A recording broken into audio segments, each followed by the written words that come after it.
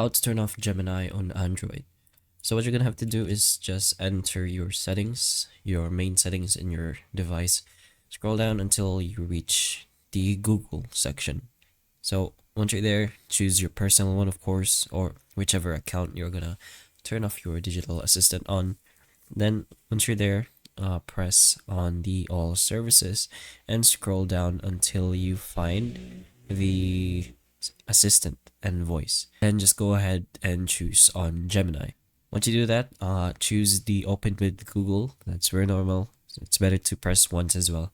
Then what you're gonna have to do now is just scroll down a little bit until you find the digital assistants from Google. So here is technically where you choose from different kinds of assistants, but you should be able to see the bottom section where it says you can turn off your digital assistant from Google at any time. So you press on that. So when off, your assistant will no longer respond.